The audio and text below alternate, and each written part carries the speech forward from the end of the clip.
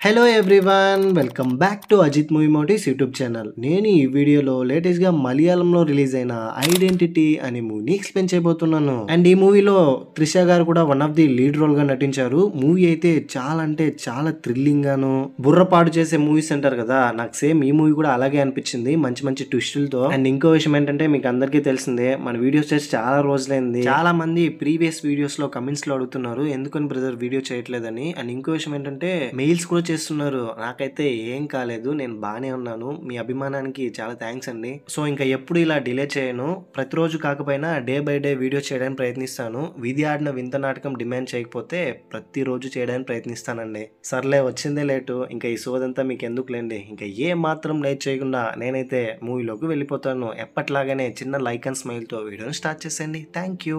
ఇదిగో ఇప్పుడు మీరు స్క్రీన్ మీద చూస్తున్నారు కదా, ఇతనే మన మూవీలో హీరో. ఏంటి షాక్ అవ్వకండి, చిన్నప్పటి హీరో అనమాట. ఇతని పేరు హరణ్. హరణ్ వాళ్ళ అమ్మా నాన్న కొన్ని రీజన్స్ వల్ల విడాకులు తీసుకున్నారు. ఇప్పుడైతే హరణ్ వాళ్ళ మావయ్య దగ్గర పెరుగుతున్నాడు. విడాకులు తీసుకున్న తర్వాత హరణ్ వాళ్ళ నాన్న ఇంకో పెళ్లి చేసుకుంటాడు. వాళ్ళిద్దరికి నీరజ అనే ఒక కూతురు కూడా పుడుతుంది. నీరజ వచ్చేసి హరణ్ కి స్టెప్ బ్రదర్ అనమాట. అయితే పాపం హరణ్ వాళ్ళ నాన్న హరణ్ ని ఒక్క రోజు కూడా కొడుకులా చూడండి. హరణ్ కి అక్క ఉంటుంది, తన పేరు దేవిక. కొద్ది రోజుల తర్వాత హరణ్ వాళ్ళ అమ్మకి హెల్త్ ఇష్యూస్ వల్ల తను చనిపోతుంది. హరణ్ వాళ్ళ నాన్న కూడా ఒక యాక్సిడెంట్ లో చనిపోతారు.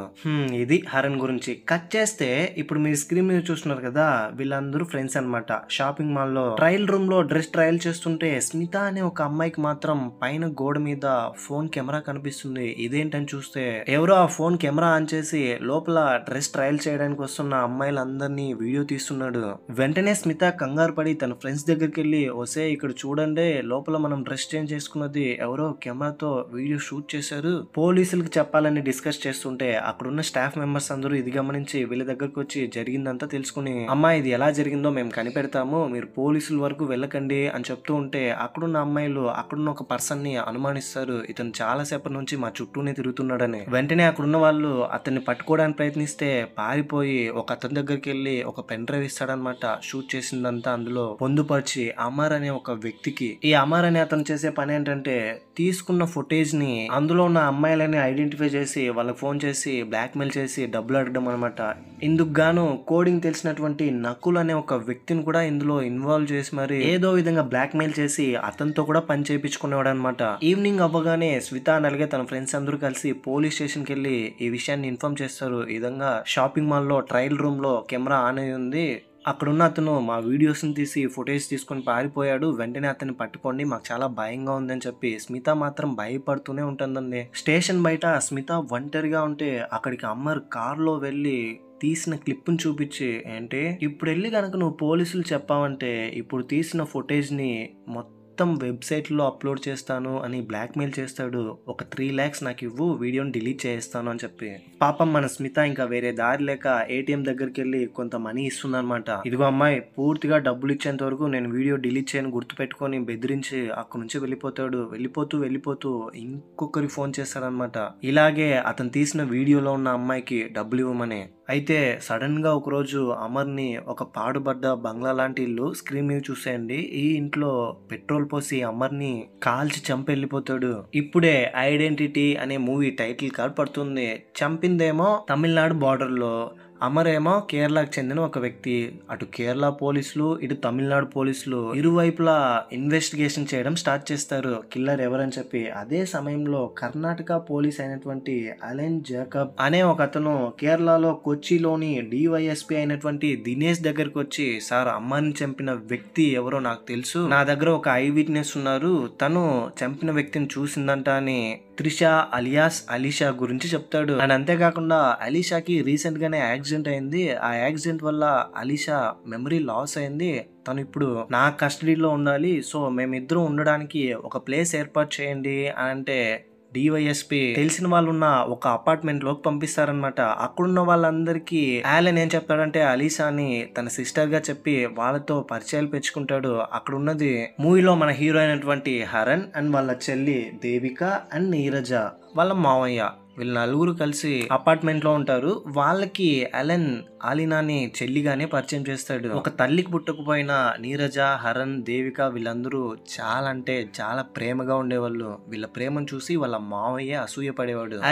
ఆలినాని రూమ్ కి తీసుకెళ్లి ఇదే నువ్వు రూమ్, ఇక నుంచి నువ్వు ఇక్కడే ఉండాలి, నాకు తెలియకుండా ఇక్కడ ఎవరితో గాను ఎక్కువగా మాట్లాడడం గాని పరిచయాలు పెంచుకోవడం గాని చేయకూడదని చెప్పి అక్కడ నుంచి వెళ్ళిపోతాడు. ఇక్కడ ఉన్న వాళ్ళందరికీ బెంగళూరు నుంచి ఇప్పుడు వెకేషన్ కి వచ్చిన నా సిస్టర్ మాత్రమే జాగ్రత్తగా ఉండడానికి నేను నీకు ఒక గన్ ఇస్తున్నానని గన్ ఇచ్చి చెప్పింది గుర్తుంది కదా, ఇక్కడ జాగ్రత్తగా ఉండాలి, అండ్ వన్ మోర్ థింగ్, నువ్వు నా కస్టడీలో ఉన్నావు మర్చిపోకు అని చిన్న లుక్ ఇచ్చి అక్కడ నుంచి వెళ్తాడు.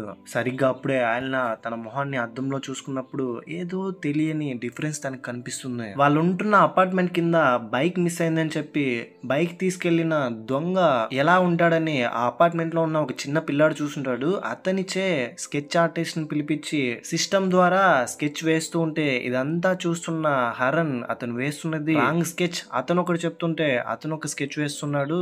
నాకు తెలిసి ఆ చిన్న పిల్లాడు దొంగని చూడలేదు, అతను అబద్ధం చెప్తున్నట్టుగా నాకు అనిపిస్తుందనంటే ఆ చిన్న పిల్లాడు అవునండి నేను చూడలేదు, మా చెల్లి చూసింది, తను భయపడుతూ ఉంటే నేను చెప్పాల్సి వస్తుంది అని అంటే తన చెల్లి దగ్గరికి వెళ్ళి హరణ్ చూడమ్మా నువ్వు ఏం చూసావో ధైర్యంగా చెప్పని తన దగ్గర నుంచి ఇన్ఫర్మేషన్ తీసుకుని హరణే దగ్గరుండి స్కెచ్ వేస్తాడు పెన్సిల్ తో. ఇదంతా చూస్తున్న హాలెన్ కి అండ్ అక్కడున్న టీం అందరికి చాలా ఆశ్చర్యం వేస్తుంది. ఏంటి హరణ్ ఇంత బాగా స్కెచ్ వేయగలుగుతాడని, ఇంత టాలెంట్ ఉందా. చిన్నప్పటి నుంచే హరణ్ వాళ్ళ అమ్మ స్కెచ్ ఎలా వెయ్యాలి అని నేర్పించుంటుంది. తను కూడా ఒక పెద్ద స్కెచ్ ఆర్టిస్ట్ అయి ఉంటుంది. ఆ చిన్న పాప చెప్పిన ఇన్ఫర్మేషన్ వల్ల స్కెచ్ వేసి ఫైనలీ ఆ దొంగను పట్టుకుంటారు, నిజమైన దొంగ. ఇప్పుడు ఆలెన్ ఏమనుకుంటాడంటే హరణ్ చాలా బాగా స్కెచెస్ వేస్తున్నాడు కాబట్టి, అలీషా అమ్మర్ని చంపిన వ్యక్తిని కల్లారా చూసింది కాబట్టి అలీషాని కనుక ఇక్కడ తీసుకొచ్చి హరణ్ చేతిలో స్కెచ్ వేయిస్తే మనకి అసలైన కిల్లర్ ఎవరో తెలుస్తుందని హరణ్ చేత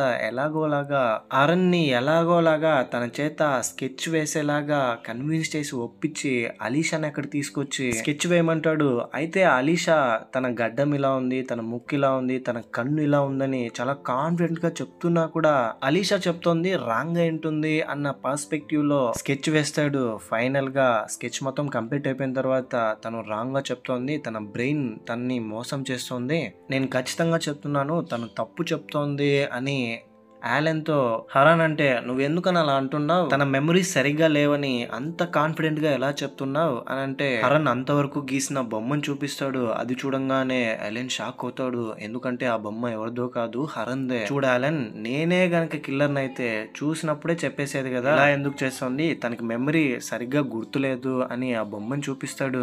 అతను చెప్పిన దానికి ఆలెన్ కూడా కన్విన్స్ అయ్యి ఇదేంటి ఏకంగా వీడి బొమ్మ గీసేలా చేసిందని లోపల అనుకుని అక్కడి నుంచి వెళ్ళిపోతాడు. అండ్ ఇంకో విషయం ఏం చెప్పిండాడంటే హరణ్ ఆలెన్ తో ఈ విషయం నువ్వు అలీషాతో చెప్పకు, ఎందుకంటే అలా చెప్పడం వల్ల తన మెమరీని తనే అనుమానిస్తుంది, సో మనం ముగ్గురు కలిసి రేపు క్రైమ్ జరిగిన స్పాట్ కు వెళ్దాం, అక్కడికి వెళ్తే ఏదైనా తనకి గుర్తొస్తుందేమో అని చెప్పి ఎక్కడైతే అమర్ని ఆ కిల్లర్ చంపాడో ఆ స్పాట్ కు వెళ్తారు.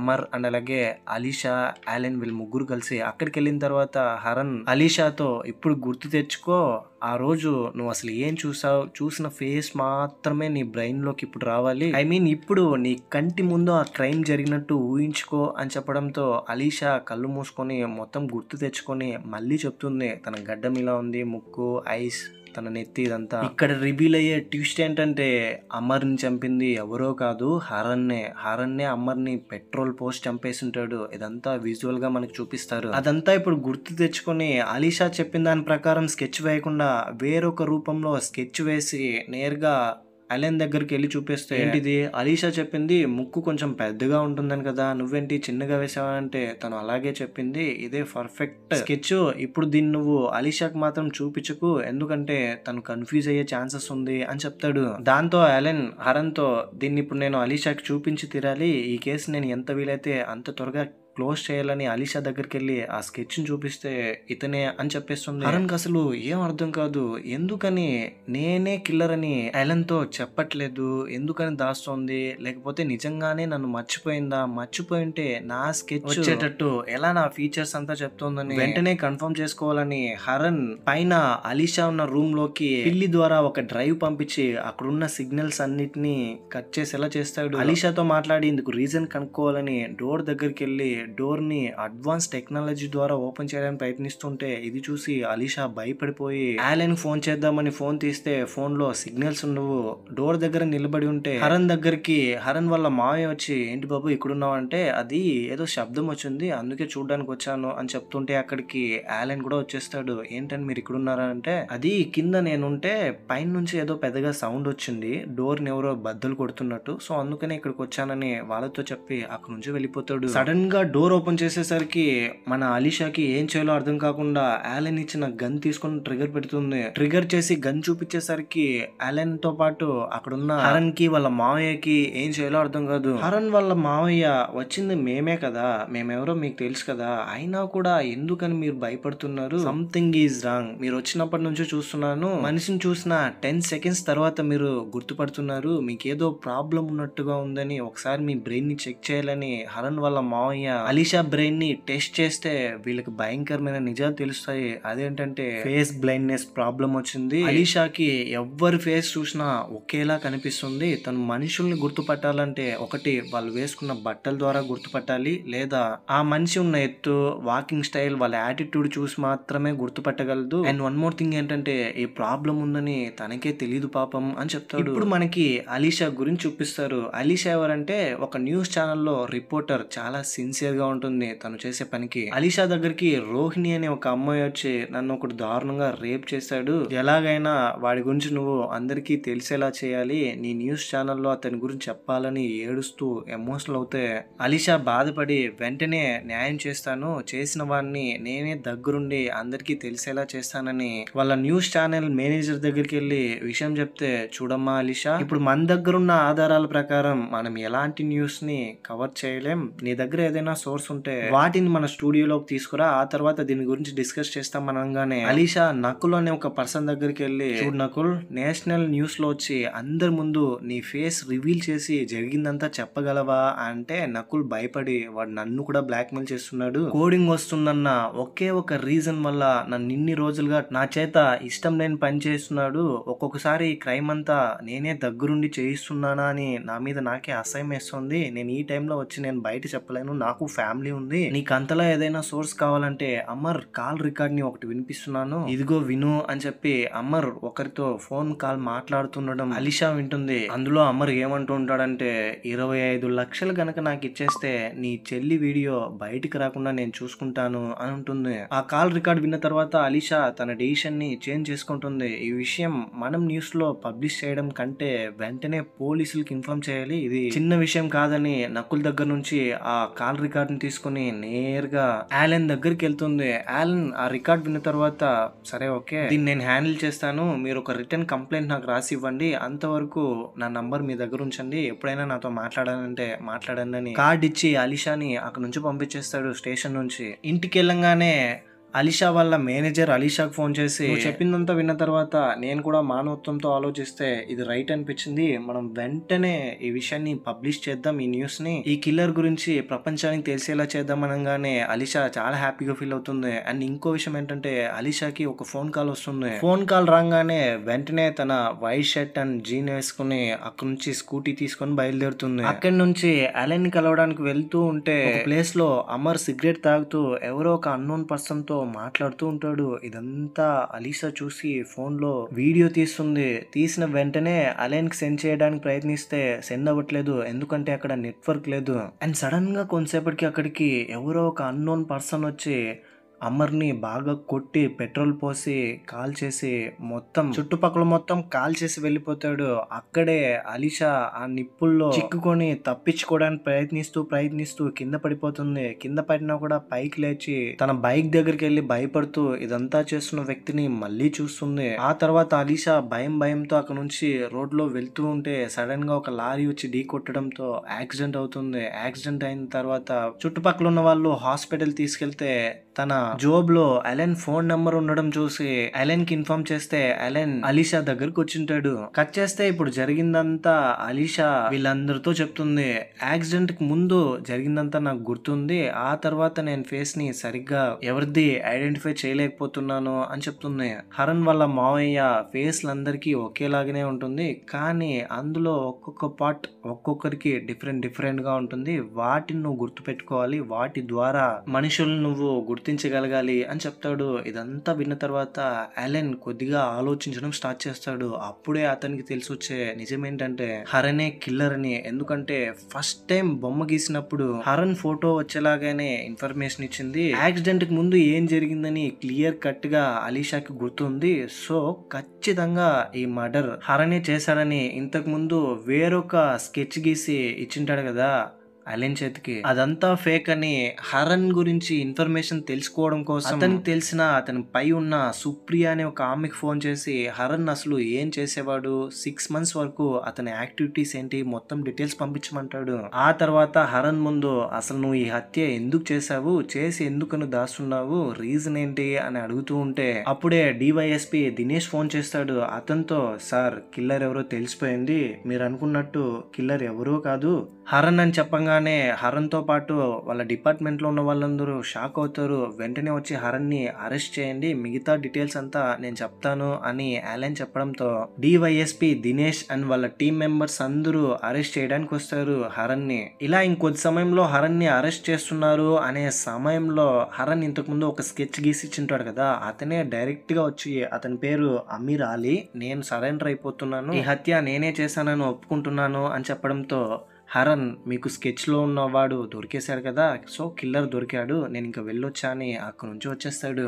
ఆ తర్వాత హరణ్ దగ్గరికి పర్సనల్ గా అలెన్ వెళ్ళి నువ్వు ఖచ్చితంగా అమ్మర్ని చంపావు, నువ్వు చంపింటే నువ్వు చాలా స్మార్ట్ గా ఆలోచించావు, అమ్మర్ని చంపిన ప్లేస్ లో ఒక పెన్ డ్రైవ్ ఉండాలి, ఆ పెన్ డ్రైవ్ నాకు మోస్ట్ వాల్యుబుల్, అందులో ఉన్న వాల్యుబుల్ ఇన్ఫర్మేషన్ నీకు తెలిసే ఉంటుంది, ఆ పెన్ డ్రైవ్ నీ దగ్గరే ఉంది కదా అని అంటే సరిగ్గా అప్పుడే డివైఎస్పి దినేష్ ఫోన్ చేసి కేసు గురించి డీటెయిల్స్ అడుగుతుంటే అలెన్ సార్ ఆ రోజు అమర్ బాడీని ఫోరెన్సిక్ రిపోర్ట్ పంపించినప్పుడు అతని బాడీలో ఏదైనా మీకు పెన్ డ్రైవ్ దొరికిందా అంటే అవును ఒక పెన్ డ్రైవ్ దొరికిందని ఆ పెన్ డ్రైవ్ గురించి చెప్తాడు. ఆ పెన్ డ్రైవ్ ని ఇప్పుడు మనం ఓపెన్ చేసి అందులో ఏముందని చూడలేం, దాన్ని సీల్ చేసి లోపల లాకర్ లో పెట్టారు, పర్మిషన్స్ కావాలి, ఇన్ఫాక్ట్ ఫారెన్సిక్ డిపార్ట్మెంట్ వాళ్ళు కూడా అందులో ఉన్నది చూడలేరు అని చెప్తాడు. మెమరీ లాస్ అయిన ఒక అమ్మాయి, అందులో ఫేస్ బ్లైండ్నెస్ ఉన్న ఒక అమ్మాయి ఐ విట్నెస్ గా ఉందంటే ఈ కేసు కోర్టులో ఎలా నిలబడుతుందని మీరు అనుకుంటున్నారు, నిలబడదని మీకు కూడా తెలుసు కదా అని హరణ్ వాళ్ళ మావయ్య దగ్గర డివైఎస్పి దినేష్ అంటే అతను ఏం సమాధానం చెప్పకపోవడంతో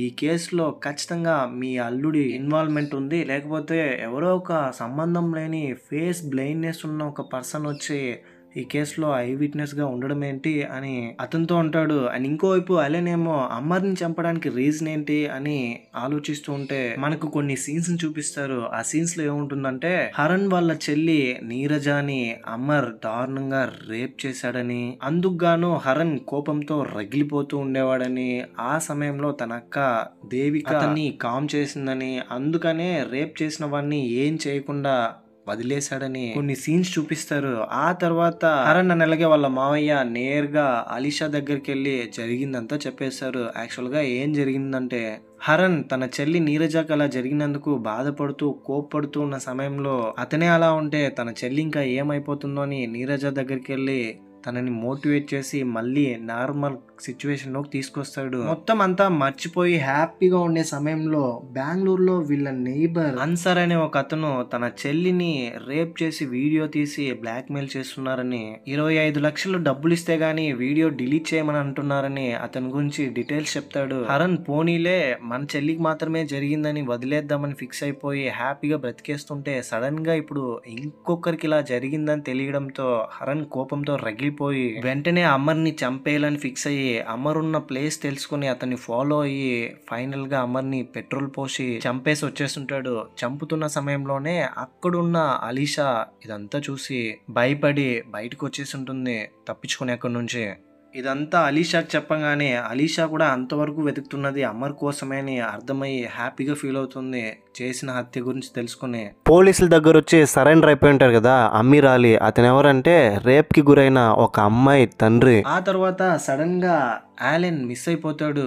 వెంటనే డివైఎస్పీ దినేష్ అక్కడున్న డిపార్ట్మెంట్ కి కర్ణాటక హెడ్ ఆఫీసర్ ఫోన్ చేసి ఆలెన్ గురించి అడిగితే అతను ఇప్పుడు ఒక పోలీస్ ఆఫీసర్ కాదు, పెద్ద క్రిమినల్. అతని గురించి ఏదైనా మీకు డీటెయిల్స్ జరిగితే ఫస్ట్ మాకే చెప్పండి అని పోలీసులు చెప్పడంతో డివైఎస్పీ దినేష్ కి ఏం అర్థం కాదు, క్రిమినల్ అంటున్నారేంటి ఆలెన్ అని. హరణ్ కి ఈ విషయం తెలియగానే డివైఎస్పీ దినేష్ ఫోన్ చేసి సార్ ఖచ్చితంగా అమర్ దగ్గర ఉన్న పెన్ డ్రైవ్ లో అలెన్ కి సంబంధించి ఏదో ఒక ఇంపార్టెంట్ ఫుటేజ్ ఉన్నట్టుంది. ఆ ఫుటేజ్ లో ఏముందని మనం గనక చూస్తే ఆలెన్ ని ఏదో విధంగా పట్టుకోవచ్చని కన్విన్స్ చేసి పెన్ డ్రైవ్ లో ఏముందో చూడడానికి హరణ్ అనలాగే అలీషా వీళ్ళిద్దరూ వెళ్తూ ఉంటే వీళ్ళ మీద ఆలెన్ అటాక్ చేసి వీళ్ళిద్దరిని చంపేయడానికి చూస్తాడు. ఒక స్టేజ్కి వెళ్ళేసరికి ఆలెన్ వీళ్ళ మీద అటాక్ చేస్తూ ఉండడంతో కార్లో నువ్వు వెంటనే కార్ దిగిపో, 20 మినిట్స్ తర్వాత కానీ నేను రాకపోతే నువ్వు డివైఎస్పీ దినేష్ని వెళ్ళి కలువు అని కార్లో నుంచి అలీషాని కిందకి దింపేసి ఆలెన్ అన్నలాగే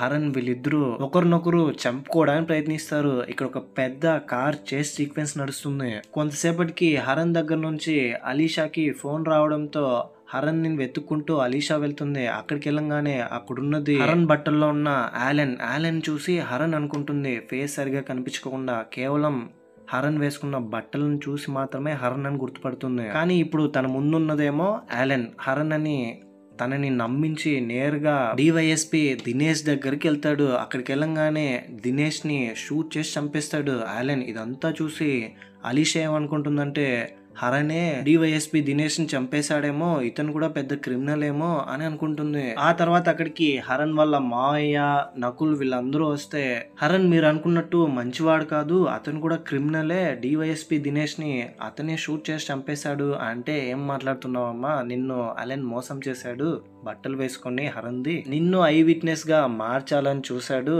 హరణ్ డివైఎస్పీ దినేష్ ని చంపుతున్నట్టు నువ్వు చూసావని, ఇన్ఫాక్ట్ అక్కడ చంపింది అలెన్, కన్ఫ్యూజ్ అవ్వద్దు, నీకున్న ప్రాబ్లం ని వాడు అడ్వాంటేజ్ గా తీసుకుంటున్నాడు అని చెప్తాడు.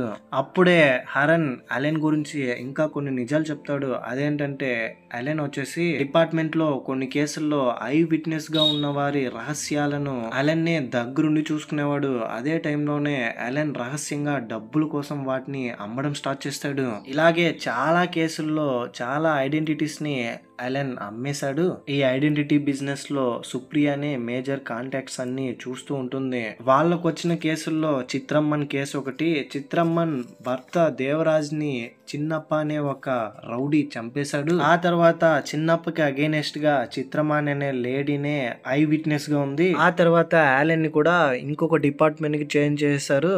దాంతో అలెన్ ఒక పోస్ట్ లాగా ఒక లెటర్ లో ఒక ఇంటి ముందు ఒక పెన్ డ్రైవ్ ను అందులో వేసి గేట్ దగ్గర పెట్టి వెళ్ళిపోతే ఒక చిన్న పిల్లాడు ఆ పోస్ట్ కవర్ ని తీసుకెళ్లి అందులో ఉన్న పెన్ డ్రైవ్ ని టీవీలో వేసి చూస్తే అందులో ఆ పిల్లాడి వాళ్ళ అక్కని దారుణంగా రేప్ చేస్తున్నారు. ఆ వీడియోని చూసి పిల్లాడి వాళ్ళ అక్క కళ్ళు తిరిగి కింద పడిపోతుంది. వెంటనే అలెన్ వాళ్ళ నాన్నకు ఫోన్ చేసి వీడియో చూసావుగా, వీడియో గనక బయట వెబ్సైట్స్ లో రాకుండా ఉండాలంటే నేను చెప్పింది చేయాలని బ్లాక్ మెయిల్ చేస్తాడు. అండ్ ఆ తర్వాత చిన్నప్ప కేసులో ఐ విట్నెస్ గా ఉన్న చిత్రమాన్ని ఫ్లైట్ లో తీసుకెళ్తున్నారని, ఎలాగైనా ఫ్లైట్ లో తన మీద అటాక్ చేయడానికి చిత్రమాన్ని చంపడానికి ఖచ్చితంగా అలెన్ రాడు, వాళ్ళ మనుషుల్నే పంపిస్తాడు, ఎలాగైనా చిత్రమాన్ని మనం కాపాడాలని ఇంతవరకు జరిగిందంతా అలీషాతో హరణ్ చెప్తాడు. అదే టైంలోనే అలెన్ నేరుగా హరణ్ వాళ్ళ ఇంటికి అతని చెల్లి నీరజ దగ్గరకు వచ్చి అమర్ అతన్ని రేప్ చేసిన డేట్ చెప్పి,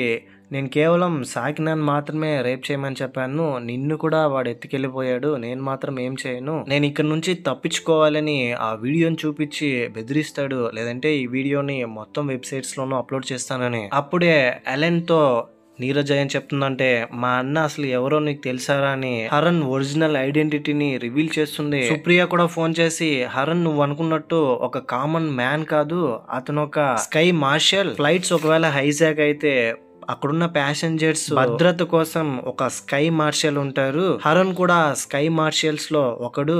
ఇది తెలుసుకున్న తర్వాత ఆలినే షాక్ అవుతాడు. ఏంటి అతను ఒక కామన్ మ్యాన్ అనుకున్నాను, స్కై మార్షల్ అని. సర్లే నేను చూసుకుంటానని సుప్రియతో ఫోన్ మాట్లాడి ఫోన్ కట్ చేస్తాడు. అండ్ ఇంకోవైపు ఫ్లైట్ లో చిత్రమ్మాన్ని సపరేట్ గా తీసుకెళ్లి మీ ప్రాణానికి థ్రెట్ ఉంది, మిమ్మల్ని ఎలాగైనా కాపాడుకునే బాధ్యత నాది, నన్ను నమ్మండి అని అక్కడున్న వాళ్ళందరికీ భద్రత కల్పించేలా నేను చూసుకుంటానని. ఇంతకు ముందు అమర్ దగ్గరికి అలీషా వెళ్ళినప్పుడు ఫస్ట్ అమర్ ఎవరో ఒక అన్నోన్ పర్సన్ తో మాట్లాడుతూ ఉంటారు కదా, దాన్ని వీడియో తీసుంటుంది. ఇప్పుడు అతను వచ్చే ఛాన్స్ ఉంది కిల్లర్ గాని, అతని గుర్తు తెచ్చుకోమని ఫ్లైట్ లో ఉన్న ప్యాసింజర్స్ అన్ని ఫోటోలు చూపించి వీడా వీడా అని అడుగుతూ ఉంది. ఎంత అడిగినప్పటికీ అలీషాకి అతని ఫేస్ గుర్తు రావట్లేదు. కొద్దిసేపటికి అతని ఫేస్ లో ఒక గాయమైన కాలిపోయిన మార్క్ ఉందని చెప్పడంతో ప్యాసింజర్స్ అందరినీ చెక్ చేస్తారు, కానీ ఎవరు అలా ఉండరు. ఆ తర్వాత నకుల్ అక్కడున్న వాళ్ళ అందరి డీటెయిల్స్ చెక్ చేస్తే అందులో ఒక 7 మంది ఫేక్ ఐడెంటిటీతో ప్రయాణిస్తున్నట్టుగా తెలుస్తుంది. ఆ 7 మంది ప్రముఖ కేసుల్లో క్రైమ్ సస్పెక్ట్ గా ఉన్నట్టు ఇన్ఫర్మేషన్ కూడా వస్తుంది. అంటే ఇప్పుడు చనిపోయేది ఒకరు కాదు 7 మంది. 7 మందిని కాపాడాలి అని అనుకుని అలీషా ఎంతసేపు అయినప్పటికీ ఫేస్ గుర్తుపట్టకపోవడంతో ప్లాన్ బిగా హరన్ నేరుగా అక్కడ అదే ఫ్లైట్ లో ఉన్న చిన్నప్ప దగ్గరికి వెళ్ళి అతని మీద గన్ పెట్టి, ఇక్కడున్న ప్యాసింజర్స్ కి ఎవరికైనా ఏదైనా అయితే మీరు ప్రాణాలతో వెళ్ళలేరు అని అంటాడు. అరే ఏంటండి మీరు, నేను చిత్రమ్మాన్ని చంపడానికి ప్రయత్నించింది నిజమే, కానీ ఎప్పుడైతే ఇందులో అలెన్ ఇన్వాల్వ్ అయ్యాడో నేను అప్పుడు దీన్ని వదిలేశాను. ఏదేదో వీడియోస్ అంటూ ఆమెని బ్లాక్ మెయిల్ చేస్తూ ఉన్నాడు, నా స్టైల్ అది కాదని నేను అంతటితో దీన్ని వదిలేశాను. ఆ తర్వాత ఎయిర్పోర్ట్ టీం నుంచి వీళ్ళకి ఇన్ఫర్మేషన్ వచ్చేది ఏంటంటే అందులో పనిచేస్తున్న ఒక అతనే ఫేస్ మీద కాలిపోయిన గాయంతో ఉన్న పర్సన్. అలీషా చెప్పింది కూడా అతని గురించే. అతని వెంటనే పట్టుకోవాలి, అతనే ఫ్లైట్ లో ఉన్న వాళ్ళందరినీ చంపడానికి ప్రయత్నిస్తున్నాడు అని తెలుస్తుంది. అతను ఎవరో కాదు, ఇంతకు ముందు అలెన్ ఒక ఫ్యామిలీకి లెటర్ పంపించి మీ కూతురు వీడియో బయటికి రాకుండా ఉండాలంటే నేను చెప్పింది చేయాలని ఫాదర్ ఫోన్ చేసి బెదిరించుంటాడు కదా, అతనే అయింటాడు. అతనేం చేయాలనుకుంటాడంటే కంట్రోలర్ గా ఉంటాడు. 2 ఫ్లైట్లు ఢీ కొనేలా చేసి లోపల ఉన్న విట్నెస్లని చంపడానికి ప్రయత్నించడమే ఏ అలెన్ ప్లాన్ అన్నమాట. ఎలాగో అలాగా ఆ ఫేస్ మార్కున్న అతని దగ్గరికి వెళ్ళి ఇది జరగకుండా చూసుకుంటారు ఎయిర్పోర్ట్ డిపార్ట్మెంట్ వాళ్ళు అండ్ హరన్ వీళ్ళందరూ. ఆ తర్వాత అలెన్ అక్కడ నుంచి తప్పించుకోవడానికి నీరజ హెల్ప్ తీసుకుని ఒక పేషెంట్ లాగా ఫ్లైట్ ఎక్కుతాడు. ఆ ఫ్లైట్ కి స్కై మార్షల్ ఎవరో కాదు మన హరనే. ఇంకా ఊరుకుంటాడా, అక్కడ డైరెక్ట్ గా హరన్ ని ఆలెన్ చూసిన తర్వాత వీళ్ళిద్దరి మధ్య పెద్ద ఫైట్ నడుస్తుంది. ఈ ఫైట్ లో ఆలెన్ ని హరన్ చంపేస్తాడు. ఆ తర్వాత కొద్ది రోజులకి మెల్లమెల్లగా అలీషా కూడా తన ప్రాబ్లం నుంచి రికవర్ అవుతూ బయటకు వస్తుంది. ఈ ఆలెన్ అమ్మర్ ద్వారా డబ్బుల కోసం ఇలాంటి పనులు చేసేవాడు. ఫైనల్ గా ఆ అమ్మాయిలందరికీ ఇప్పుడు జస్టిస్ దొరికింది. ఇంతటితో మూవీ కూడా ఎండ్ అయిపోతుంది. ఈ మూవీపై మీ ఒపీనియన్ ఏంటి, నా ఎక్స్ప్లెనేషన్ మీకు ఎలా అనిపించింది అనే దాన్ని ఏదో ఒకటి కింద కమెంట్ బాక్స్ లో తప్పకుండా నాతో షేర్ చేసుకోండి. అండ్ ఇలాంటి కైండ్ ఆఫ్ మరిన్ని మూవీ ఎక్స్ప్లెనేషన్ వీడియోస్ కోసం మన ఛానల్ ని సబ్స్క్రైబ్ చేసి బెల్ ఐకాన్ క్లిక్ చేసేయండి. ఇంకో ఇంట్రెస్టింగ్ వీడియోతో మీ ముందుంటాను. అంతవరకు సేఫ్ గా ఉండండి, నవ్వుతూ ఉండండి, నవ్విస్తూ ఉండండి. Thank you. జై హింద్.